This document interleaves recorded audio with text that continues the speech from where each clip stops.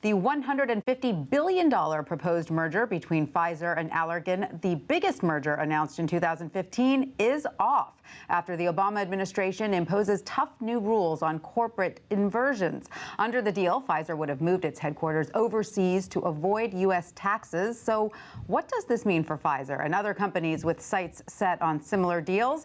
WSJ reporter Liz Hoffman joins us to discuss. Hi, Liz. Great to see you. Thanks for having me. So this all happened pretty fast. The Treasury Department announces these new rules on Monday. The deal is off on Tuesday. Does this suggest Pfizer perhaps saw it coming? I don't think so. This took a lot of people by surprise. Treasury has now tried 3 times in the last year and a half to stop these deals.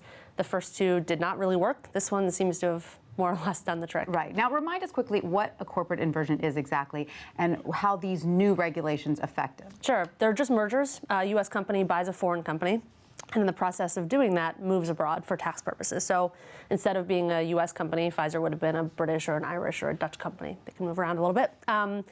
The rules did basically 2 things. What really hurt this deal, Treasury's been trying to crack down on what they call serial inverters. These are companies that inverted and then through a series of acquisitions after that got very big and have a lot of revenue that's not being taxed by the U.S. Allergan was one of those companies. 5 years ago, this was a small New Jersey-based drug maker called Actavis.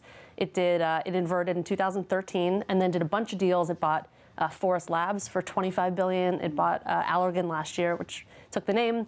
So it became very big. And the way inversions work is there's sort of a balance. You have to have the right size companies. So Pfizer is a $200 billion company and needed a very big company to invert into.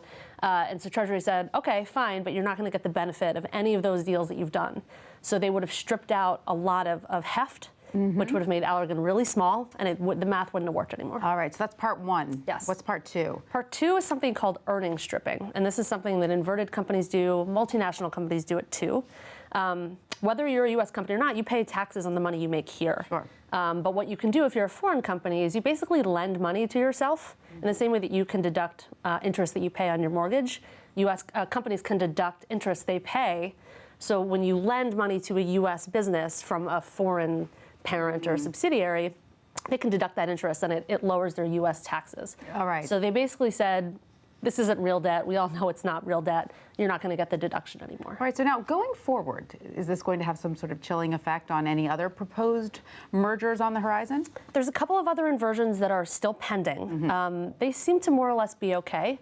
Johnson Controls is buying Tyco and moving abroad, though Tyco isn't quite like Allergan and probably isn't going to have that same kind of problem. Right. You know, any cross-border big deals usually they depend on some amount of earnings stripping to kind of work, so we'll see. We'll see. Now, this has been sort of a hot-button political issue. I think President Obama called inversions among the most insidious tax loopholes out there. So do you think that this has been a long time coming? Yeah. Look, it's fundamentally the Treasury Department job to do this, but they are very limited, or have been really until yesterday, have been thought to be limited in what they can do.